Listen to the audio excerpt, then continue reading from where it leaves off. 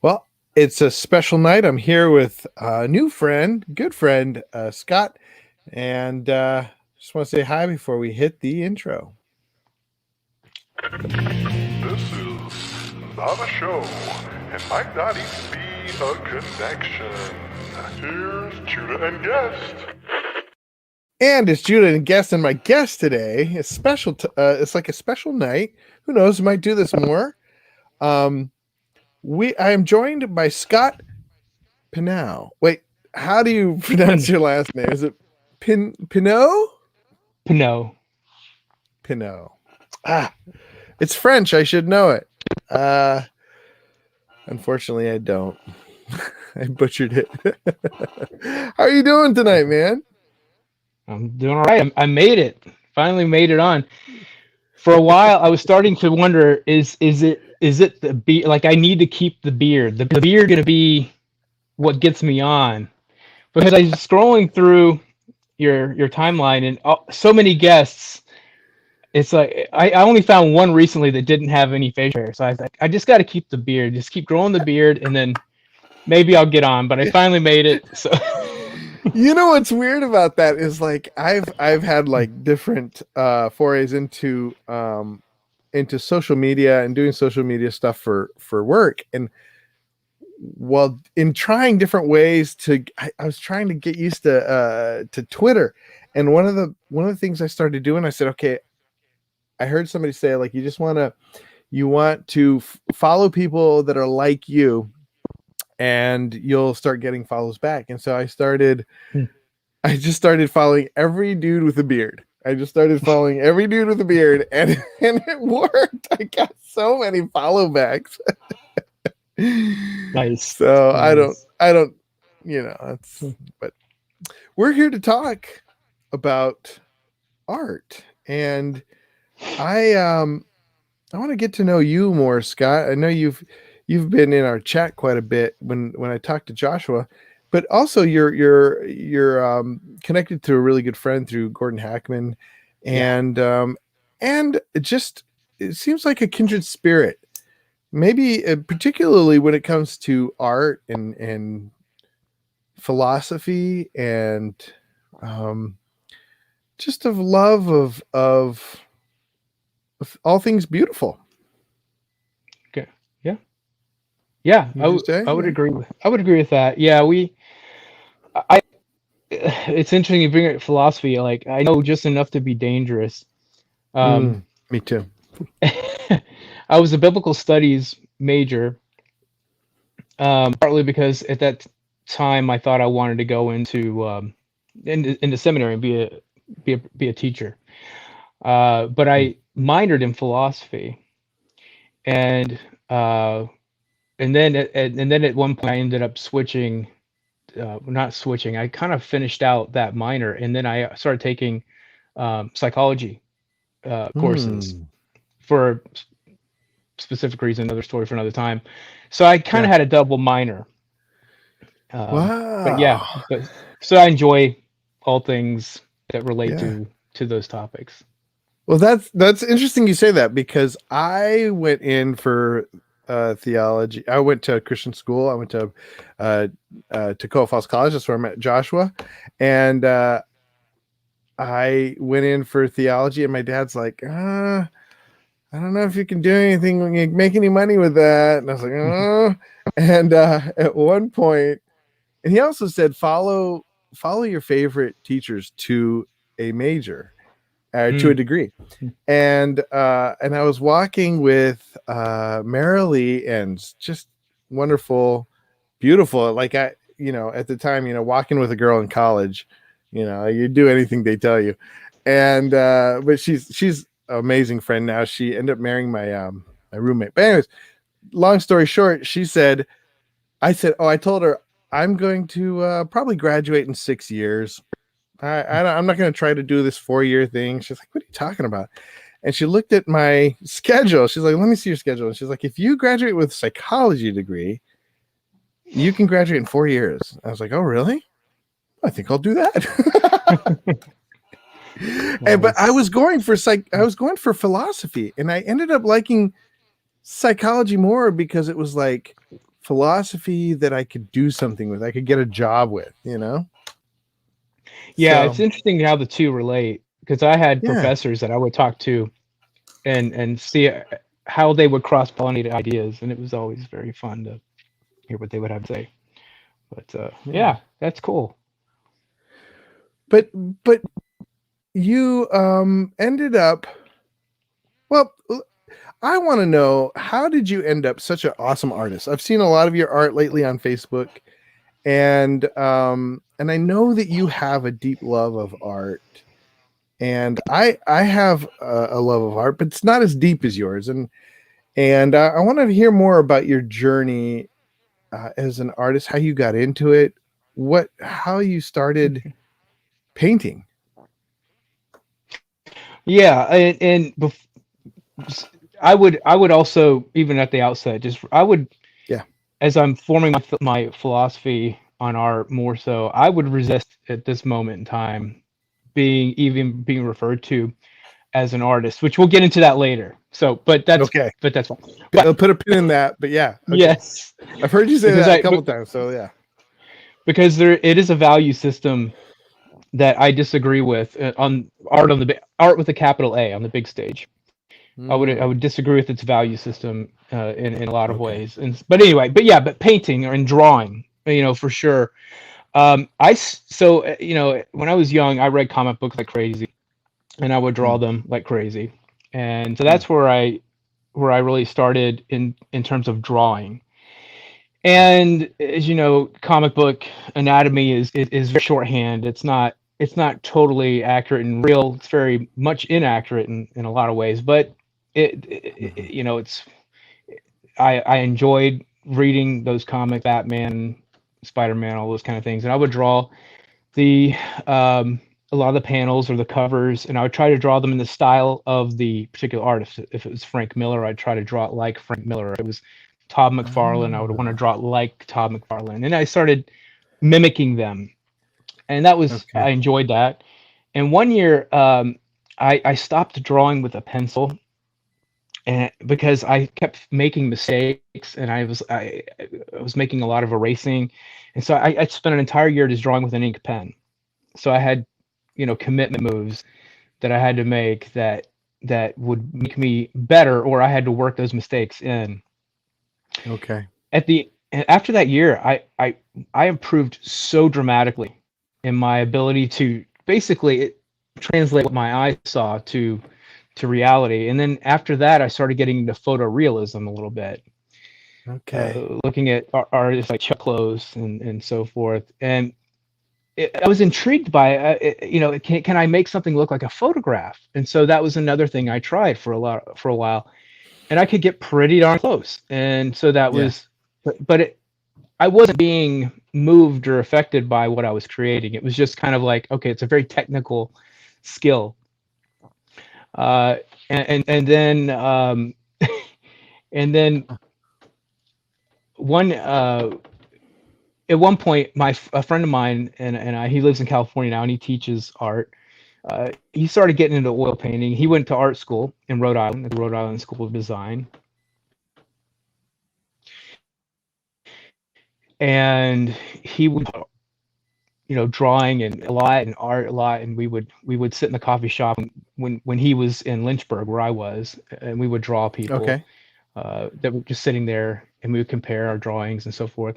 He went to Rhode Island School Mm, of Design. He came back and he's mm, like, "You got to start painting, man. You got to start painting." So he was showing me a few things. He was my entry into oil painting and into actual painting. I'd done some watercolors. I'd done a little bit of acrylic painting, but getting into oil painting, he was my entry point to that. And his name is Ryan. Shout out to Ryan. Ryan, I hope if shout he's out, watching Ryan. this, Yeah. Ryan Jackson. Yeah. Yep, he lives out near San Diego area, I Okay. believe. Um, he started getting me into oil painting. Said you really need to try some of this, and so we played around with it, and I loved it Mm, from the get go. I was this is the best. This is fun. So I started painting a lot. I would okay. paint both in acrylics and oils because oils take a long time to dry, and it's a whole Yeah. nother thing. But I was just painting very contemporary style painting. I would just pick up a magazine, find some either celebrities that I wanted to picture, and it had an interesting photo composition. I would try to paint that, or whatever. I would paint the human Hmm. figure. I've always been Okay. drawn to the human figure, so that's Hmm.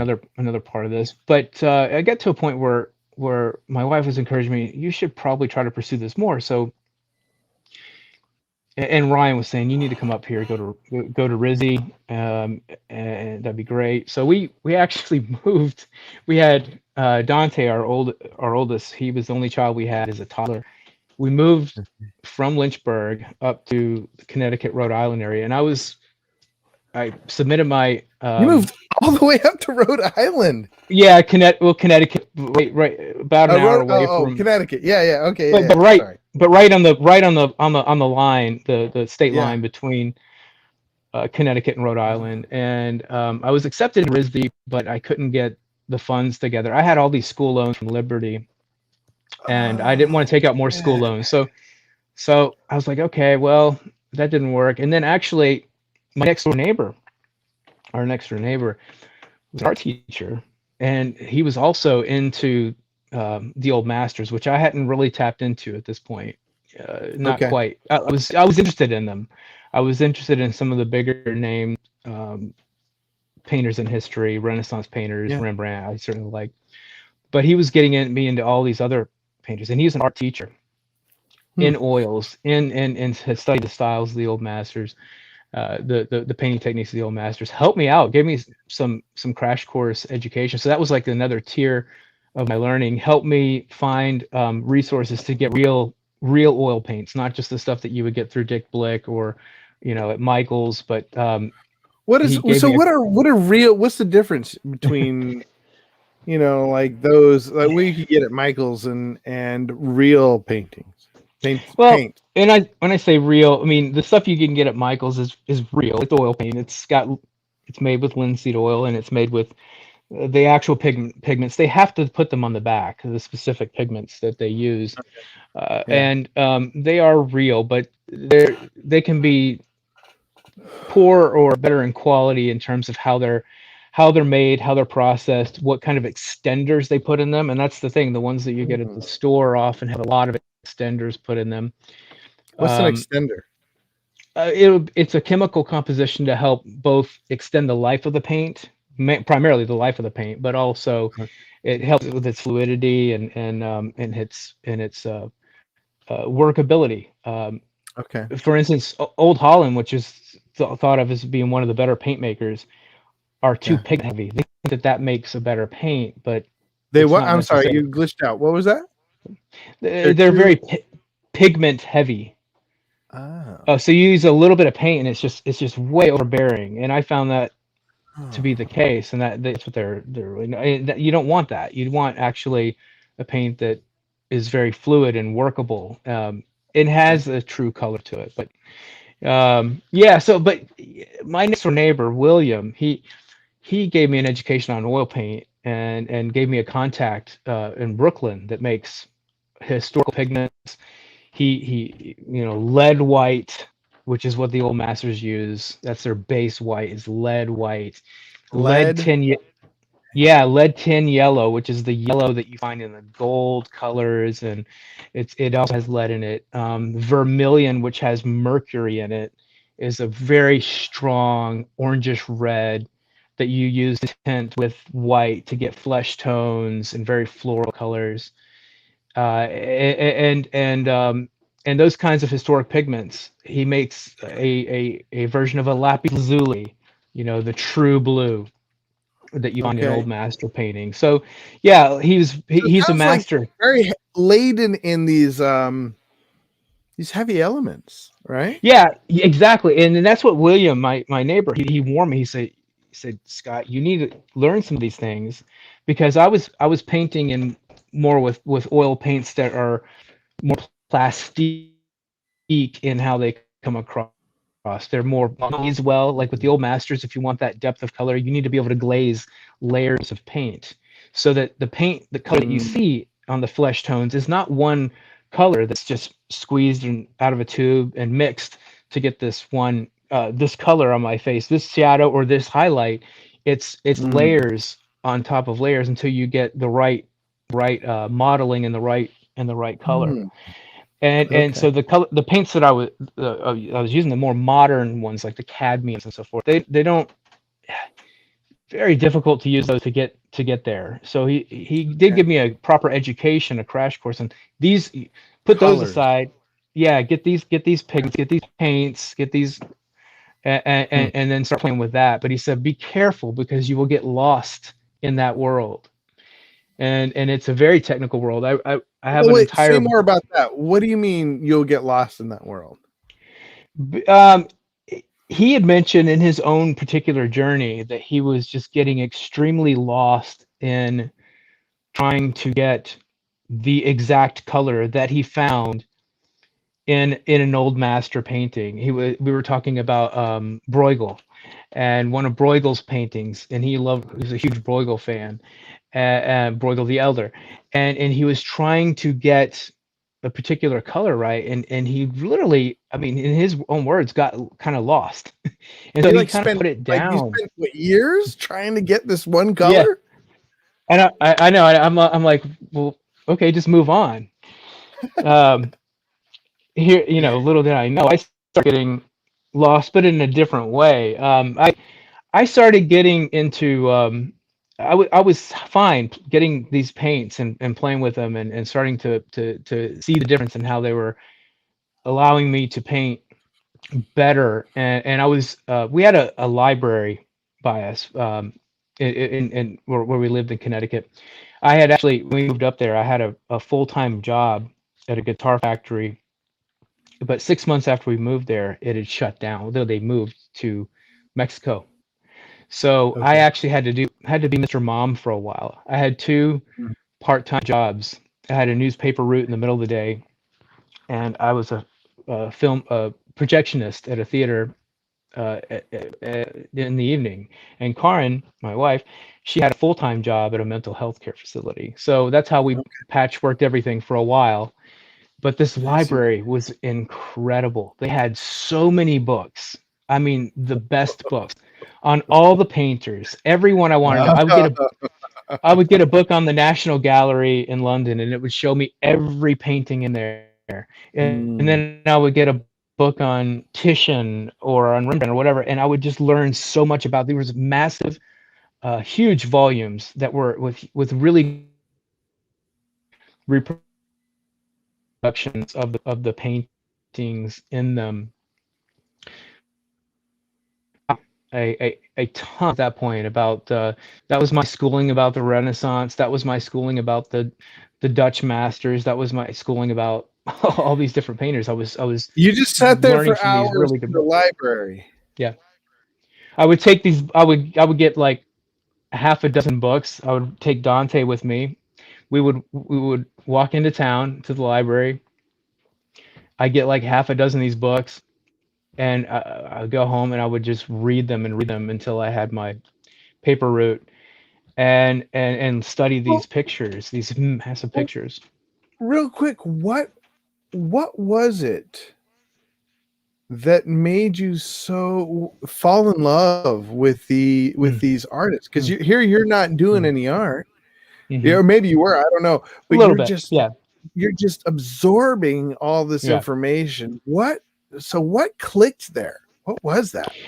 Well, it's interesting because I I was I was stumbling over some of these pre-Renaissance painters, like the, not Giorgione. He was right at the Renaissance, but like Giotto, and some of these other pre-Renaissance painters before the. I mean, they were talking like anywhere between 300 years to butting right up against the Renaissance. I was struck. Why don't I like this painting? Even a lot Mm, of the iconography that you would see.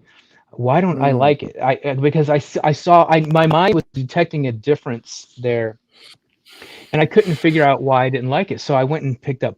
I was like, okay, well, I'm going to engage this, which was yeah. also an aesthetic, an aesthetic principle that changed me. Where like I decided if I didn't like something, and this goes for You food want to too. know I'm going why. to engage it until I can articulate why I don't like it. But of course, Interesting. that's how I came to like olives. I didn't used to like olives until I started eating olives and Well, to like, oh yeah, I like olives. well, isn't that sort of Anyway, what dark makes us? chocolate, but um, Isn't that what kind of makes us mature? Isn't that what maturity is? Is that we stop and ask, yeah. we eat something we don't like, or we taste something we don't like, and we're like, maybe I should.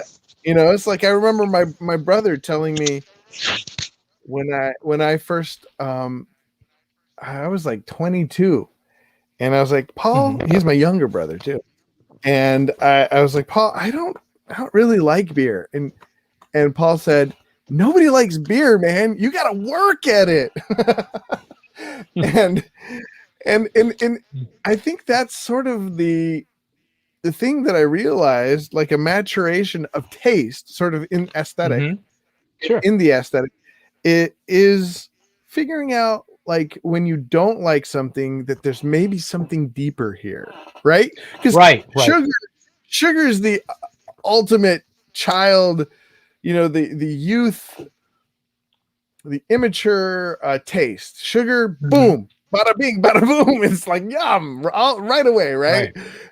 But it's also the thing that people talk about a sugar high, or they talk about a sugar rush being that thing that is most visceral and fleeting at the same time, Mm. right?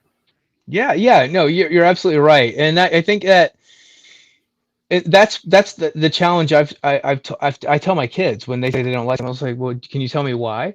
And so I if like you that. can, then that's fine. Then we can move on. I won't put that in your food anymore. But until you can tell me why you don't like mushrooms, then let's keep trying it. No, I'm not that. I don't push too hard, but I do encourage them to tell me or seek out like why you don't like something.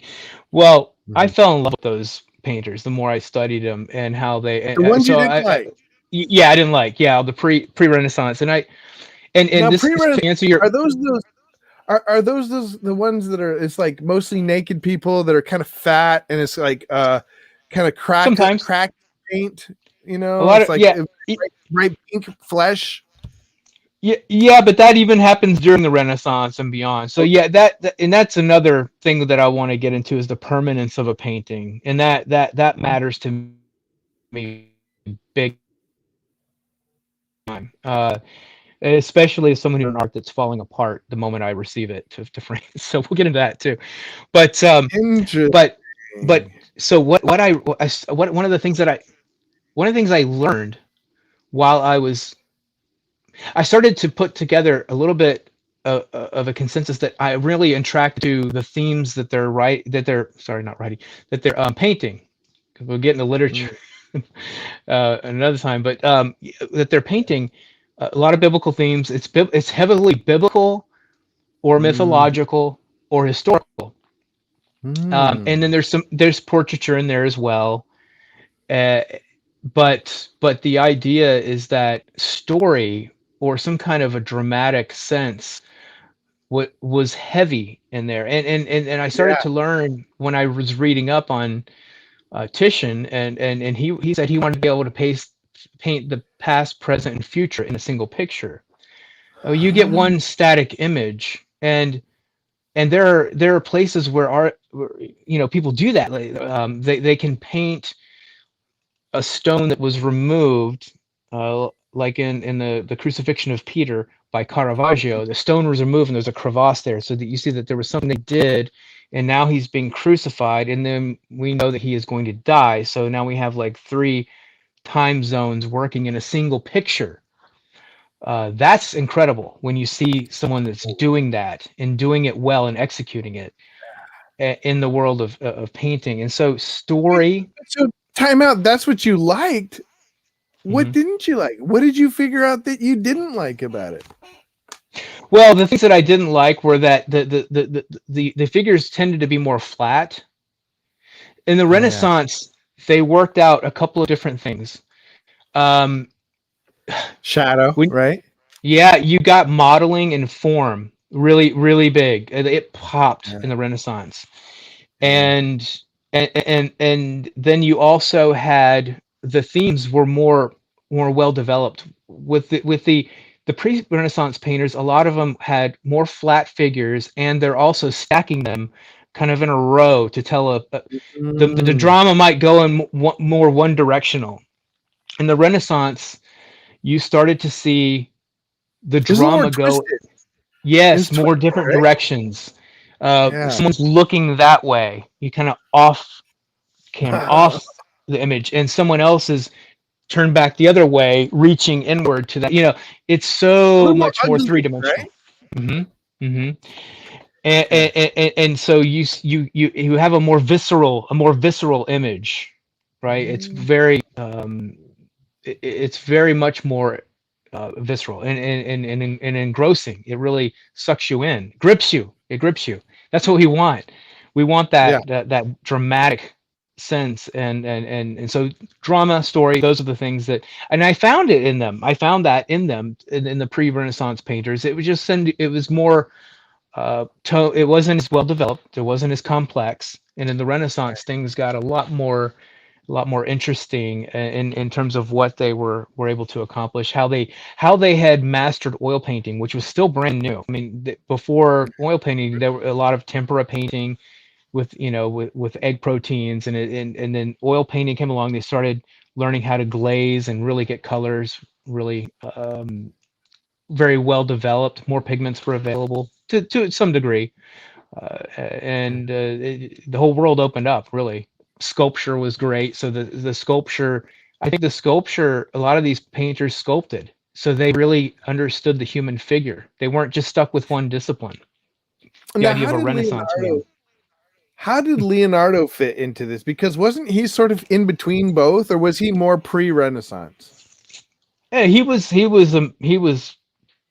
the poster child for the Renaissance. He's the one that gets all Okay. of the Oh, okay. notoriety, and he's it's Oh, I really was him thinking and Rembrandt would be the main Renaissance. well, but he's later, and that's the thing. He Rembrandt definitely was huge into the Italian painters, and he dealt in painting as well. He was to some level an art dealer and worked for an art dealer, and so he saw a lot of Italian paintings, copies of Italian paintings, and he learned by looking at those, and also uh, painted heavily himself. He was a very prolific painter and had Mm. students, many students. And his students are some of the best. When you look at all the historical figures in painting, through I mean, up until things started getting into modern art, of those who had students, his I think are the best. You have more of the best students. They're not names you would know, but if you look at their paintings, you might mistake a lot of their works for Rembrandt's, and that's happened before. There's been a museum that had it's not the Reich Museum, but it's one of those in that area of Europe that had a Rembrandt that they were calling a Rembrandt for a while, and the Rembrandt project paint the Rembrandt, what's it called, the Rembrandt something project. They went to scour through all of the works of Rembrandt, all of his students, to just get information and make sure they had all the right Rembrandts. Well, they found at least one, maybe some others that were they de-authenticated. They said this is not Rembrandt. It's probably one of his students, and they found Wow. ways that they were able to figure that out. So you have stories of, in fact, Wow. Odd Nerdrum was one of the guys that visited a lot of these museums a lot, and he said he went to visit the museum, and that painting wasn't there, and it or no, it was there. It was put in a lesser place. This is while the Rembrandt project was doing the research. One of his Oh. students went back later and said it's not there anymore. They took it down, and they I think they decided it wasn't because it didn't have Rembrandt's name on it. That it's not as good of a painting anymore. which is ludicrous. It doesn't make See, sense. but I mean that goes to the way consumer dynamics work, right? Like Yeah, name yeah. brand is what sells. They're going to take Is that down so they can put a real Rembrandt there, right? Even though that one might be a better painting than the real Rembrandt that they put in its place. yeah, and everybody loved it, right? Yeah, Yeah. weird. So yeah, but Well, yeah, Rembrandt he was incredible. I mean, he's it now. Would he be one of your? Because your paintings look like Rembrandt. Rembrandt. well, if they do, thank you very much. But I'm still, They I'm do. still, They got that. They got that he's gnarly color, like deep reds, and that brown shot deep. sauce. Yeah, Yes. yeah, brown sauciness to it. Yeah. Um, so chiaroscuro, that very dark uh, appearance, is a big part of it, and no one did chiaroscuro better than Caravaggio. Um, and he brought it to its apex, but he rendered his figures very tight, very very very well polished painting. Okay. But his composition was incredible. I think Rembrandt had the best of both worlds because he did chiaroscuro where it's heavily dark, but he also did some incredible surface effects with paintbrush that have baffled people for hundreds of years. And Uh, part of it is if you look at the Jewish bride, there's a golden sleeve on the man he has his arm that is coming over to rest on his bride's breast. Um, and the sleeve has the most incredible thick ornaments of paint that are sticking off of the canvas, and they actually glisten in the light, in the raking light in the museum. And people they're trying to figure he didn't paint that on. He didn't throw globs of paint on there in the moment. And the best that people can come up with, and it's what worked for me on a painting, is that he had semi-dry paint skins, laid them on a tray to let them partly dry, pulled them off, sculpted them to how he wanted them to kind of dry on the outside, the top outside, poke them on the underside to squeeze out some of the stuff that's still wet inside, paste it yeah. on there, and then paint over it. And it does work. I don't know if that's what he did, but it does work.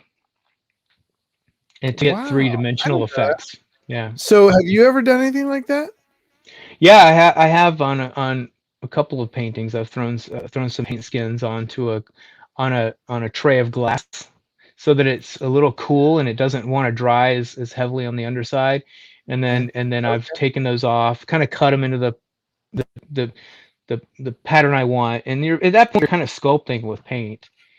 Because Yeah. if you just throw wet paint on the canvas, it's going to sag or it's just not going to dry. It needs a certain type something to help it dry, and at least if you put it down on a flat surface, it can dry on all sides, or at least most sides. It's not really drying underneath, but it's drying on the other surfaces. Whereas if you put on the canvas, it's kind of sticking there, but it's not actually adhering. It's going to droop and fall down. I've tried I that. see. Okay. Interesting. So yeah, there's a lot of really weird things you can do with oil paint. Where did you get into this? What is this thing where you're talking about? I'm not an artist. Okay. You Yeah. do art. So here's the thing, and this I've started to realize this over recent years, that and I mean my profession is I'm a professional frame maker. I run a Oh, frame shop that we build contemporary picture frames, very boring. They're well crafted, they're beautiful, but they're boring compared. They're not these ornate not frames ornate. that no, they're not carved. They're all milled through either a single or a five head molder, which can make some very complicated shapes. But they're mostly contemporary frames. Okay. Going often it's a flat face with with straight sides, they're going to be white frames that go on a white wall in a gallery, so that only the work itself sticks out, which is that's what they want. This very clinical white wall with white frames, and then here's the art. And it's Hmm. the thing that I've learned over the years. We have framed some really beautiful art, but most of it's not very good in my in my estimation. It's uh, uh, it doesn't mean just abstract, because I'm not a fan of abstract art. There's some that I do like, but I'm not. It's not something I seek out. Hmm. And I know people that not only paint in abstract, but that's a big part of their life. So I'm not a get off my lawn kind of person when it comes to abstract art. But that's not even the only the case, because a lot of the art that we frame is representational, and it's not Uh, not just photographs, but it'll either not be made well, not rendered well, not modeled well, not crafted well, or it'll be this has to be a joke in it, or has to have irony in it. So there's nothing that for me that I'm drawn into. It's very like um, the Kantian idea of the disinterestedness, which is what yeah. he would push. And so most of the modern art is very disinterested, even if they're rendered well, even if the anatomy's great. Some of the modern artists can paint really well, like John Curran paints really well. He's very accurate to the human figure. There's another painter, Lu Liu, Luiliu, paints the human figure incredibly well, but there's no universal story there. It's there's often figures are disinterested. They're there's nothing that draws me in terms of drama.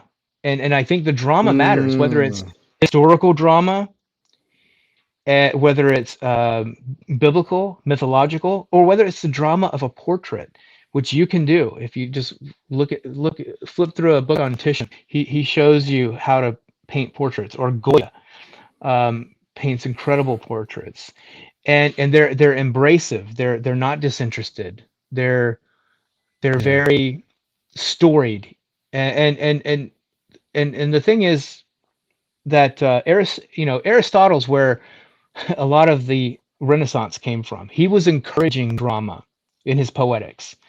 Okay. Aristotle was reacting against Plato, who was more like Kant. Uh, Yeah. Kant, I think, picks up Plato and really almost finishes the Platonic thought. Where Plato says, "Here's the ideal, and the real world is not even the ideal." And then once you start you know, mimicking. He said you can do mimosis, as which is mimicry, as long as you make a completely accurate copy. But that's like he basically says that's less horrible than everything. then then That's yeah, interesting. yeah Well, see, it gets to what it reminds me of. You know the band Disturbed. Have you heard of the I'm band familiar with it. Disturbed? Yes. They once said, I think the lead singer once said that when they want to make something, well, I mean, you hear it in the name of their band, but he said unless he goes back and hears something they've made, unless it moves him, Mm-hmm. he doesn't want to publish it. And I feel, and I went and I was looking for that quote, and in looking for that quote, I found Banksy. You know Banksy. He says, Oh yeah. art should comfort the disturbed and disturb the comforted." And I Yes. really like Yeah. that. Yeah. I agree with both of those statements, even though I don't like Banksy, but I agree with those. I agree with that. He's right. Yeah. He's right, Yeah. because there's something to be said for people, especially those of us who live in relative comfort. Uh, that it's a good thing to be taught by tragedy Hmm. before it happens. And I think one of the places Ooh, well, say wait. What is that? It's good to be taught by by tragedy tragedy before before it happens. it happens. Yes, yes. Um, in other words, where we can taste of it in places where the stakes are low or they don't actually touch us at all. Uh, Going into a museum and staring at a painting that blows you away, or watching a film that that moves you. You know, a Terrence Malick film, for instance. I mean, the guy Hmm. was an incredible filmmaker. If you haven't seen any of his films, yeah, go check out Terrence Malick. Terrence Malick. But Okay.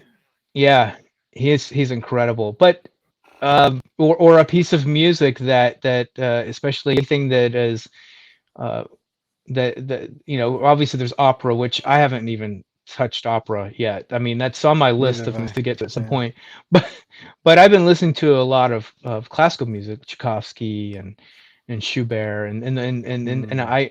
I'm moved by it. I might not be able to Yeah. articulate like another musician can why what's going on is going on and what the musician's doing, but I am moved by it to some degree, and I'm trying to get Hmm. from my ear there because I also love indie music. Indie music, I can tell you a lot of the reasons why I like a lot of indie music, and I've Hmm. listened to a ton of it. But am I moved by it?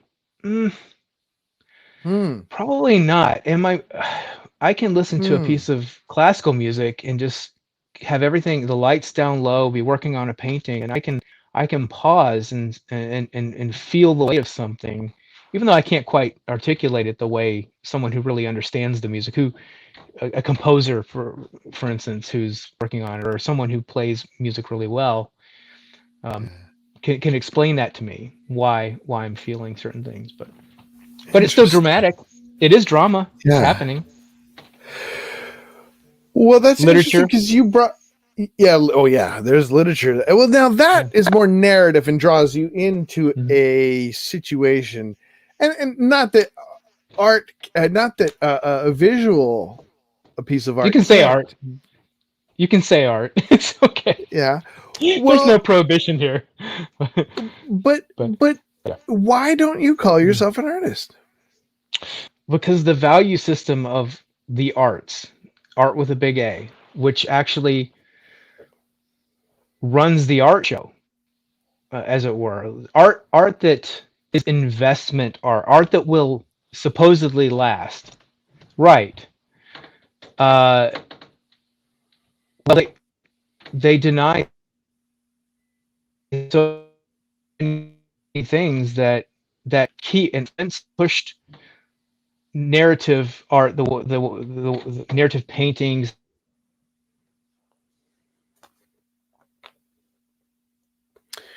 You're breaking up a little bit. Wait, hold that thought. Let's see if your internet comes back.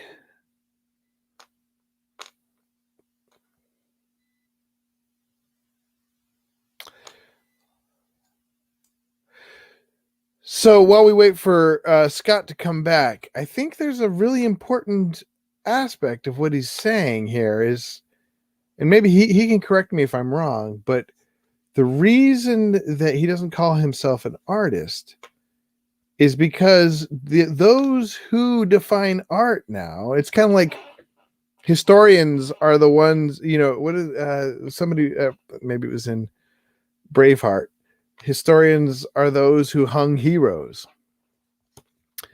And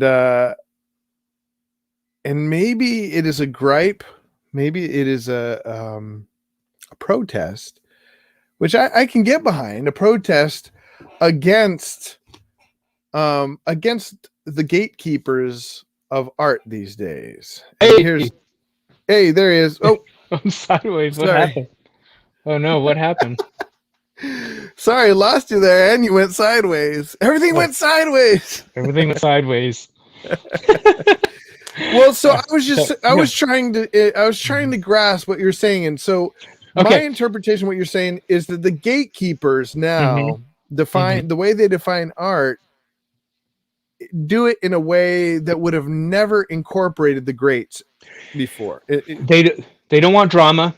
They don't want any Mm. kind any. They don't want anything that grips someone. And they don't want objective criteria. They don't want there can be technicality, as I mentioned. You have people that paint today that can paint the human figure way better than I can and probably ever will, but they do so with irony or some kind of a disinterestedness. Again, aligning or what is the vulgarity, word? Protest, right? Like protest, yeah, there is political propaganda. That's a propaganda. whole other thing. That's a whole and that's one of the biggest things. If I showed you how many pieces of art that have come across my desk that we've framed in the past few years that are the fuel of everything that you're seeing right now. Yeah.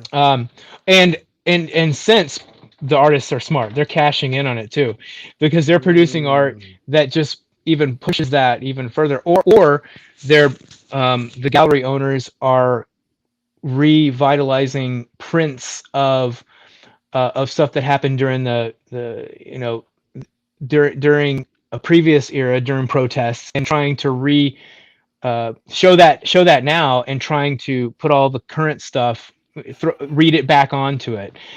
So it's very very much trying to get stuff like from the Martin Luther King era, for instance, and trying to say that everything that's happening right now is basically in line exactly 100, like there's no difference between those things that were going on then and what's going on now. And I just I don't, see. Interesting.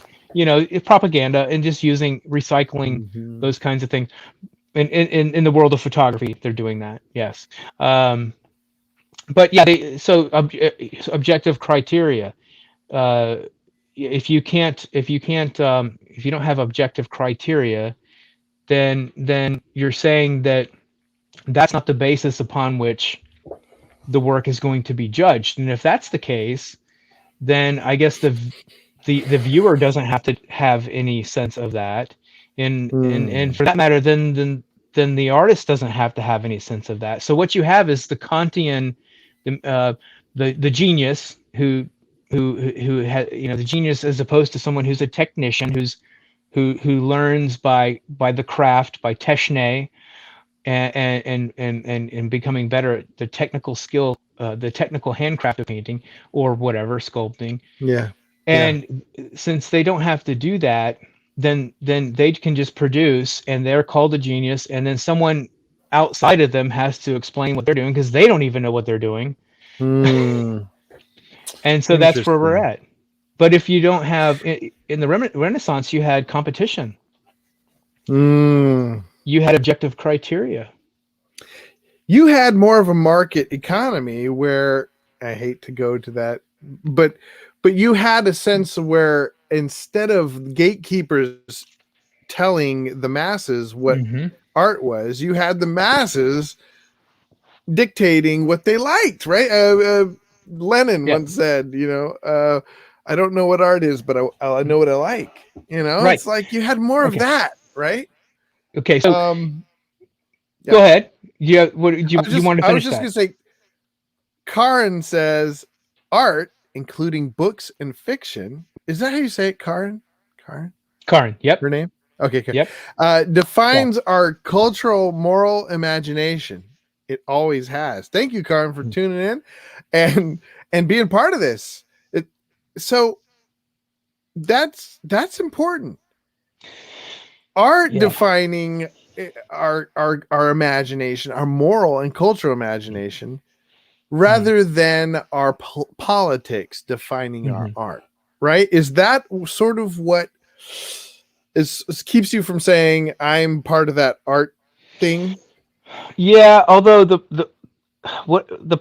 political side of it, I don't even, that's not even on my radar, because not that I'm not saying I don't engage in politics. I'm saying that has, to me, that doesn't mingle with my painting, or what I look for in a painting.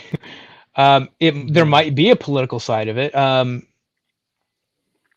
there's been incredible paintings about revolutions. Eugene Delacroix, Lady Mm, Liberty, with her breast opened up. That's a incredible painting at a very yeah, incredible time. yeah. I don't think I would have ever painted that, but man, it's an incredible piece, no matter which way you look at it. Rembrandt's largest painting is Night Watch, which is about the Amsterdam militia.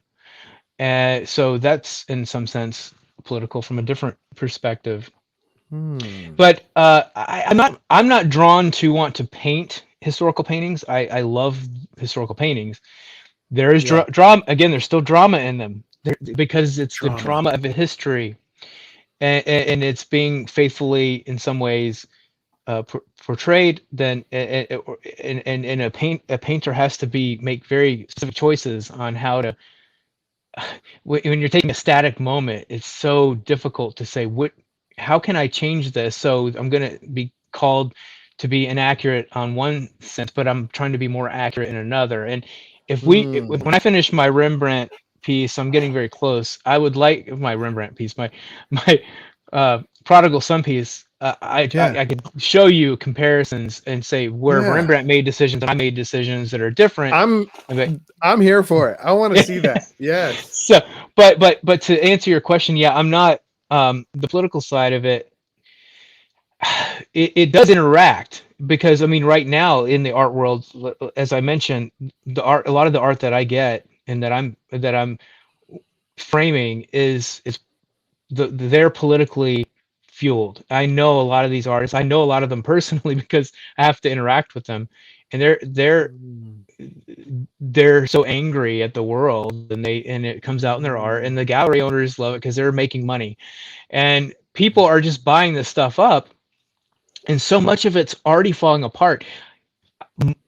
That I work with over a dozen art restorers. Now, art restorers, they'll have a job even with well-made art. Renaissance art has to be cleaned. It has to be upkept. It mhm. cracks. They have to fix things. They'll always have a job. But I've jokingly told some of the restorers that we provide frames to. I was like, you don't have to worry about anything. You're gonna have a job forever because everything that I just got that was just made last week is already falling apart, and I haven't even framed it Yeah. yet.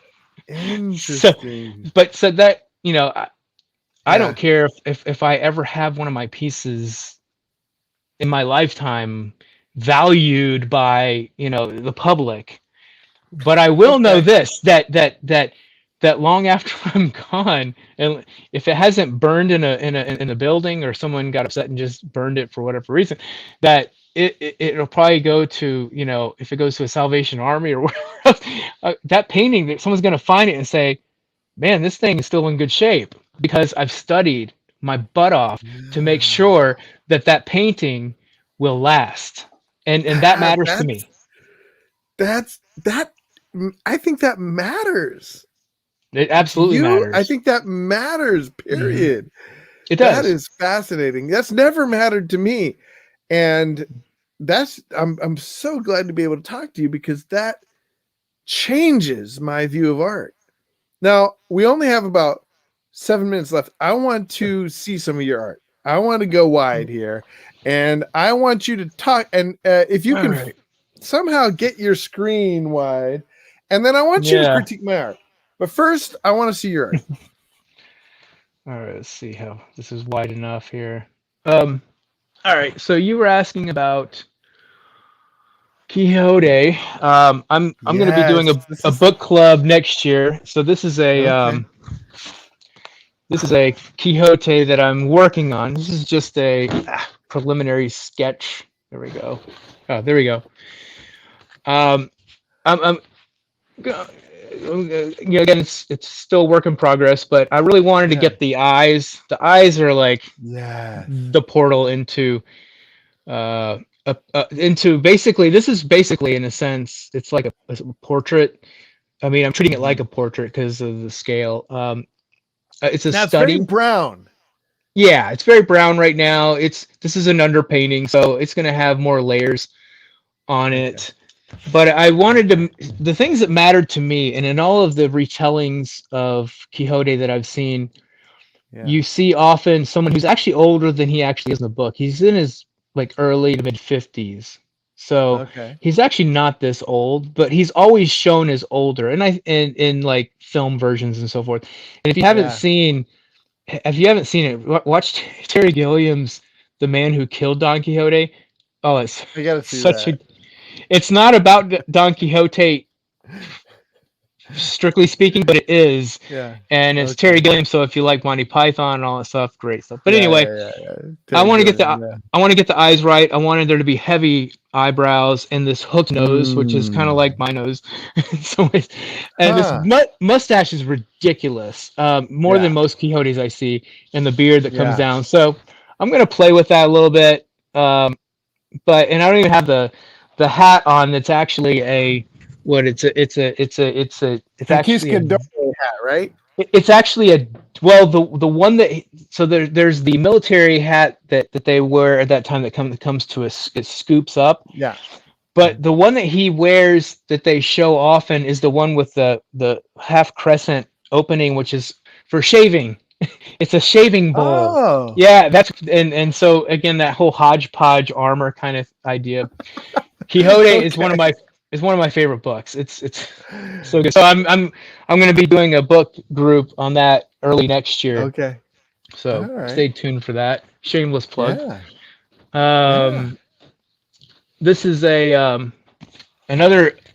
So the I get these all this stuff that gets thrown away from work. It's basically like 8-ply ragboard, and so Okay. I just prime it up for sketches. But this is Look a at study that. a study after Peter Paul Rubens. It's this is again underpainting. This is what an old the color tones that you would see in an old master underpainting as far as the flesh would go. So the reds are That kind is of cool.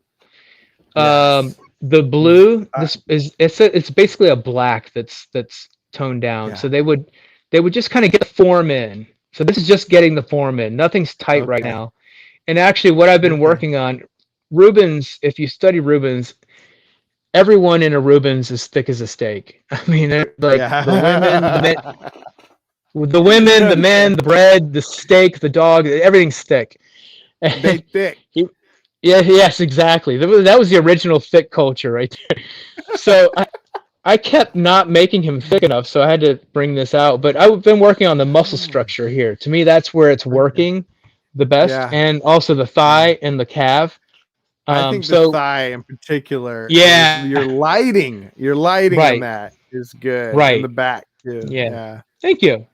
So yeah, this is Thank you. his painting study of his painting of the flagellation of Christ. Yeah. So Okay. Thanks. and then this one is a self portrait I'm working Oh, on. that's Started my working favorite. on. No glasses My here favorite. because glasses. I don't want glasses in my picture. I want it to be timeless. So so so yeah, a lot of What the things you want to capture and trying to capture. Go ahead. what makes that is something 3D about that? What is it that makes is there depth in that picture? Because Well, I feel like it would be bumpy. yeah, yeah, like yeah, nothing here is defined. Oh, I would say it's just the it's the contrast to because this is pretty flat. There's not much dimension going on here. Like I have in other paintings, like I mentioned with Rembrandt, those effects, nothing going on here. There's no effects of three dimensionality. So I this love is it. working with the form and getting the dark depths. This is exactly almost exactly the color scheme you're going to see in an underpainting from an old master. More than that sketch over there that I just showed you. That you Okay. a lot they often work from a red or a toned background, very silvery, like a silvery look is what the undertone is. Very cool Yeah. because it's easier to make Yeah. something cool look warm afterward when you glaze over it than it is to make Ah, something warm look cool. It's a makes different sense. approach in those two ways. But so I'm Okay. using like heavy dark, and bright highlights. That's probably why you're feeling like it's popping. So Yeah. that's what I would say about that. Wow. I love that's my favorite. Maybe the Don Quixote just because what it's going to be. So All right, now yeah, it's next time we talk, I want to talk about kitsch because oh yeah, that's good. we're not going to have enough time today. We need an alternative. No, we're not. No. Well, so Yeah. I wouldn't say I'm kitsch, but when you said that you were very Me either. When you said you were very influenced by comic books, I would say that I never got out of that phase. So here's some of the ones that I've done. So this is the one you often see in my background. This is what I call the Holy Spirit. What do I call him? The Holy Spirit agent. Yeah. Holy Spirit agent. And it's sort of it's not too bad. It's not. What I'm proud of. So this is, I think this when I was in college. And it's sort of a Latino guy. I modeled him after like a young version of my grandfather, who's a Latino guy. And and you know, there was something, I don't know, I just was working on like trying to make a suit, a bolo. I didn't do very well with the bolo. I don't know. I like the bowler hat. I think it looks great. So let me ask you this: is this acrylic or is it watercolor? Acrylic. I thought so. Yeah. Yeah. In my early days, smart. Most of the acrylic because I was too lazy to wait for the. No. That's the way to do it until you decide, hey, if I want to go further with this, then you can make those decisions. But acrylic, gouache, watercolor, those are the ones you want to do if you're not like go through the pain that I go through, where I have to have like 5 or 6 paintings going at one time to be satisfied enough because you have to let them dry. But you had proportions really good there. I like the shoulder. The proportions are not good. I don't think. This one not as well as the other, but yes. But so this was more less about the painting itself and more like I was just trying to capture an image I had in my head, like I was trying to get the young, the old, you know, and I want to go back and like darken, you know, get the match the dark, you know, and really fill in the shadows because it's just way too bright and too just not enough gnarliness. Like so I would say, but I'm intrigued by this because I'm being pulled in by the two expressions, the two heads, and and what they're looking into, what the young boy is looking into. There's drama going on there. I don't know exactly what it is, but you don't have to know every detail on that as long as you're being pulled in. And I am very pulled in by. There's something going on there, and even I like the older man doesn't want to look. You know, he knows what's in there, but he doesn't want to look. Yeah, it's very interesting. So I like the composition and the drama that's going on in this one. I think your proportions in the other one with the shoulders are better on that one. But this one the proportions are way off. But and then I just had a couple that this is one I just did a couple minutes. This is a self-portrait I did. Nice. Just kind of working with colors and I don't know. This is more, but see, this is more of the kitsch. When I get into kitsch, you know, it's more of that like fast, cheap. Yeah, I wouldn't call it kitsch. I know what you're going. Kitsch. What's that? How would you define kitsch? Well, that's the problem. Is that there's about 5,000 definitions going around nowadays. So that's the problem. And the kitsch. The thing is, the kitsch movement has the right idea. They have the right idea about where painting should go and where sculpture should go, but they're calling themselves kitsch, and so kitsch is supposed to be a negative term. And so maybe that's the cliffhanger. Kitsch is trash. Trash, right? So why would I want to be confusing? and call something that I've worked tirelessly for hours, and sometimes some paintings I put aside for over a decade. I haven't come. I'm finishing this painting because I put it away. I need to get away from it because I was like, I'm going to screw this up. So I put it aside for a while and then come back to it.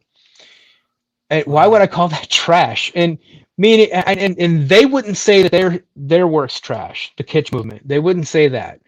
They're using a different definition. But the problem is you're spending so much time explaining, and explaining is one of the things I hate about modern art. Is that their works, you know, if you don't understand it, you have to read all this stuff about it. So they have to explain too. And now I'm back to explaining. I'm doing the same thing that for different reasons for what I don't like. Why would I do that? Why not just make a better picture? Let's come back to that. Let's come back to that. Right. Maybe if we come back next week or sometime. Yeah.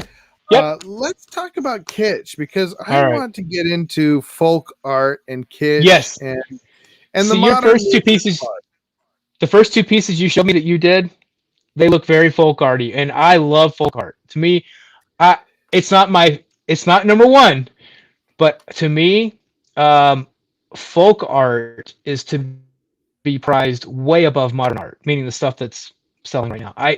Folk art there's a soul to it. But there is an aspect and a of charm kitsch, to it. Mm-hmm. right? There's an there could be folk art that is kitsch, right?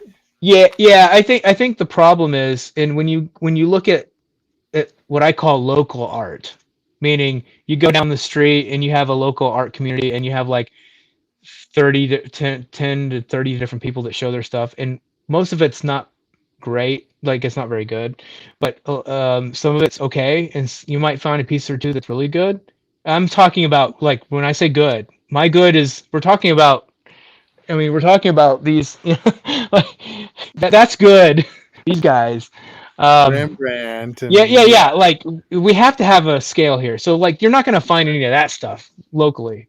If you do, that's incredible. But so most of they're people trying. They're really good at their craft, and they're doing well. And some of them are, well, hopefully some of them are doing well. But I wouldn't call that kitsch so much. Okay. We'll talk more about that. Yeah, because I have a few different working definitions, but I would not. Although, to end on a cliffhanger, although I like what the kitsch movement's doing, and that would be worldwidekitsch.com and oddnerdrum.com. I like some of the things that they're doing. I don't love all of their paintings and some of their subject matter, but they're excellent painters, and craft matters to them, and technicality matters to them, and they're providing an alternative. They're trying to send a beacon out as an alternative, and that I agree with. I just, trying to figure out where that leaves me. Okay, interesting. But this was fun. Leaves all of us. Yeah, thanks for coming on, man. Hopefully we can do this again. Definitely. I have a growing desire. I talked to Joshua about he talked about developing our craft, and there is an aspect. I don't know how much there's a valuable aspect. Well, we'll say a monetary aspect of developing my art craft, but there's an importance there. There's a deep importance there for me to develop that craft, and I think that I need your help with that. And so I'd like to talk to you more about. I'm here. Definitely. All right. Yeah, it was a lot of fun. Yeah. Okay. Well, I'm gonna hit the button and we're gonna go offline, and then maybe we'll talk about next time when we'll meet. All right. So stay on the line.